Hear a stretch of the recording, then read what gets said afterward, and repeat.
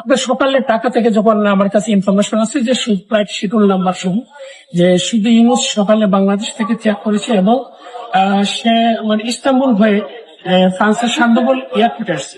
আমরা সর্বশক্তি দিয়ে ফ্রান্স আওয়ামী লীগের সভাপতি সোনামুদ্দিন খালেক নেতৃত্বে আমাদের সাইফ আহমদ, আমাদের রাজু ভাই সহ সবাইকে নিয়ে আমরা সাফিনুর যুবক সহ আমরা এখানে তাকে প্রতিহত করার জন্য সর্বাত্মক শক্তি দিয়ে প্রস্তুত করব।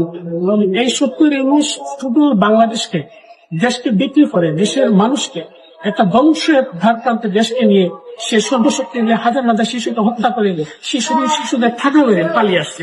আমাদের একটা প্রতিজ্ঞা ছিল যতক্ষণ পর্যন্ত তাকে প্রতিপক্ষ না করবো তা আমরা ঘুরে কিনবো না।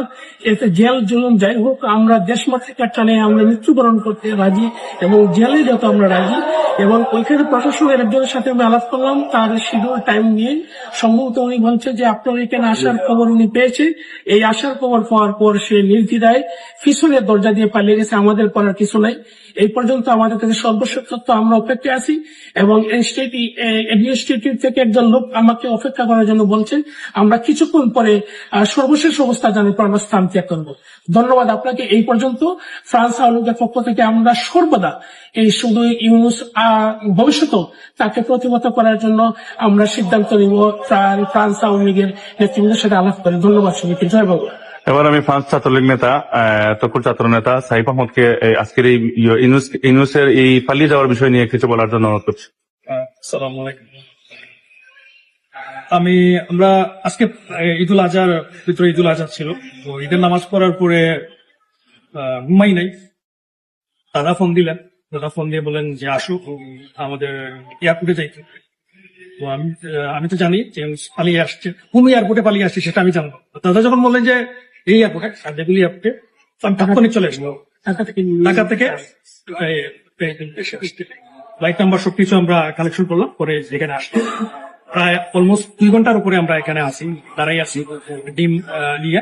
অনেকে বিশ্বাস করবেন না যে ডিম পাচ্ছি কিনা। ডিম নিয়ে ডিম ছিল, সবকিছু প্রস্তুত ছিল আমাদের কাছে। আর অনেক আছে এখানে, কয়েক আছে। তো অনেকক্ষণ অপেক্ষা করার পরে এখানে আপনারা জানেন যে কেউ যদি দেশ থেকে ভিআইপি কেউ আসে, প্রটোকল নিয়ে আসে, এখানে এক্সট্রা প্রটোকল গুলো নিয়ে আসে। এখান থেকে সম্ভবত ভিতরে খবর গেছে এবং আমরা যতটুকু জানতে পারছি যে সে পিছনের দরজা দিয়ে সে পালিয়ে গেছে। আমরা এখানে আসতে শুনে পিছনের দরজা দিয়ে সে শুক্কুর ইউনুস পাট্টার ইউনুস মুশকুর সে পালিয়ে গেছে।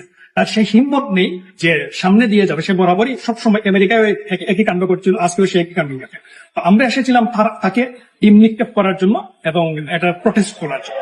যেহেতু সে পালিয়ে গেছে, এখন পর্যন্ত যদিও আমাদেরকে বলা হয়েছে অপেক্ষা করার জন্য, দেখা যাক কি হয়। এখন পর্যন্ত আমরা আশাবাদী, যদি আসে তাহলে ইনশাআল্লাহ আমরা তাকে প্রতিহত করব এবং তার মাথায় ডিম পাবো। এগুলা কিন্তু ভালো ডিম না, এগুলা কিন্তু আমরা পচা ডিম নিয়ে এসেছি।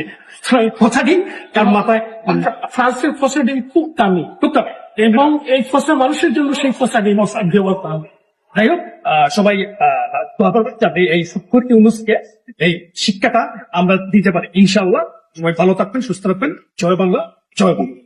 আপনার সকালের টাকা থেকে যখন আমার কাছে ইনফরমেশন আছে যে ফ্লাইট শিডিউল নাম্বার সহ